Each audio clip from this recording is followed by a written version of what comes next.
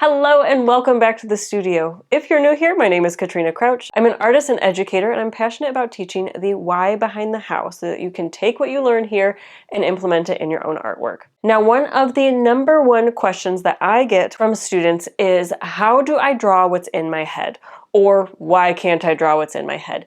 And to that, I simply have to say, darling, you weren't designed to. However, while it is very difficult, it is not impossible. And lately I found myself creating different pieces from my own imagination, my own thoughts. And during that process, I started to think about what brought me to this point where I'm now able to do this, where it's not always so difficult. Well, after some self-reflection, I came across a couple of tips that I think will help take you onto the next step in your artistic journey. Step one is going back to the basics, and I know nobody wants to hear this, but really making sure that you have a firm understanding of the elements and principles of design and the medium that you're going to use, whether it's graphite pencils, watercolor, oil pastels, nail polish, frosting, whatever it is that you're working with, you want to be able to understand it really well. This not only allows you to predict what would happen in your imaginary scenario, but also how to translate that well. One of the things that I find to be specifically the most helpful is studying 3D forms, learning the anatomy of a shadow,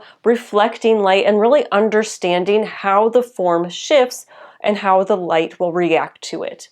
This makes creating your imaginary world, your imaginary subject, much more predictable, and it's a lot easier to manipulate. Even if you're using partial reference image, it's a lot easier to manipulate it in order to get to the effect that you're actually after. So a good example of me doing this is in this vase. This vase is entirely made up from my imagination. I've seen similar vases, but I didn't even have to look at them in order to create this. I just knew this is the light source, so this area is going to be in shadow, and I was able to use what I already know about three-dimensional objects in order to sculpt this on the paper. So especially if you're working three-dimensionally, I recommend starting with just a review of those classic studies. So then when you need to understand the form in order to depict a completely different form to somebody, you're able to do that without a ton of trouble. You also want to know your specific subject well. The better that you know your subject, the more likely it is that you will be successful. So for myself, I draw flowers all the time, especially flowers with larger petals, a little bit more open face. I don't usually tend to do the small petite petals. I have done them, such as lavender or nepeta, or a dahlia with 1,000 petals in it. So making something up with one of those flowers is much more challenging for me because I don't understand it as well as the flowers that I generally work with that are a little bit more open, a little bit larger and floppier, and just have slightly different characteristics. But still being flowers, I'm going to understand certain general rules, like the leaves come in odd numbers typically, certain ways that petals or leaves will move, or the ways that they grow on their branches. So knowing just the general rules of the subject that I'm working with, as well as my style within that realm, really helps me when I want to manipulate it similar to this piece. So this piece has a lot of movement. Hellebores don't actually grow like this, but I wanted to get a little bit more movement in it and try and create something that actually had just this feeling of dancing with it. Now you'll notice my bees look almost the same, but mirror imaged.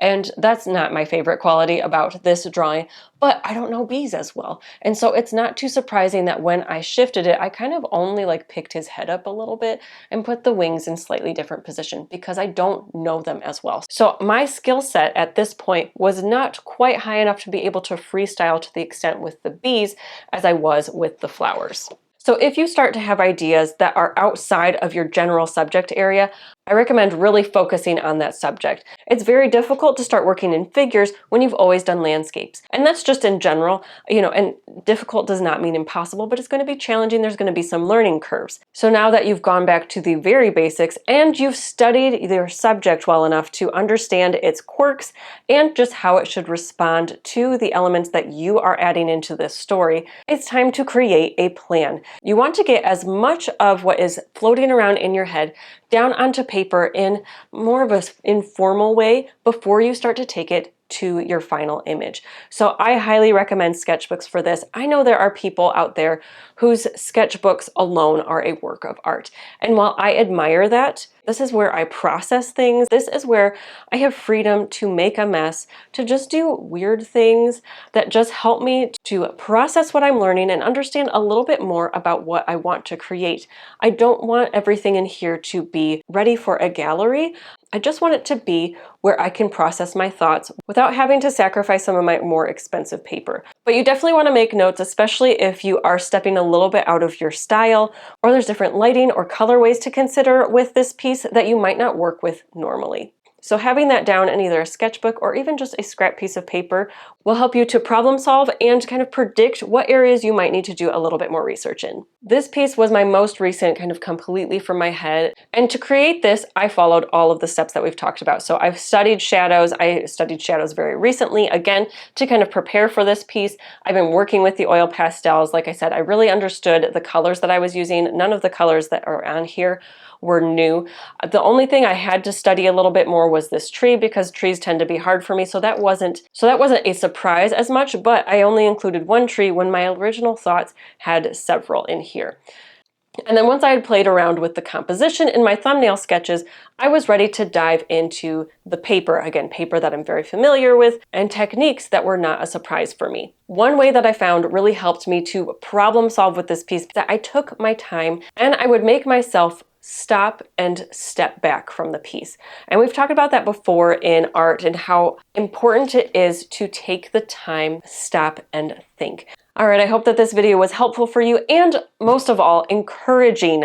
I know it can be frustrating when you can't quite draw the things that are in your head, but it's not necessarily your fault. It's probably just something that you're not quite ready to do at that phase yet. But the more that we implement these different skills and these different steps, whether it's making sure that we're studying form and color and those elements and principles of design, whether it's making sure that we're planning well so that the colors work well together, the composition works well together, or we're studying the subject a little bit more so that we know that we have a firm understanding. Again, I hope that you found this video helpful, and if you'd like to hear more drawing tips and tricks, I'll have some videos linked down for you below. I hope that you are having a wonderful, wonderful day, and until next time, happy drawing.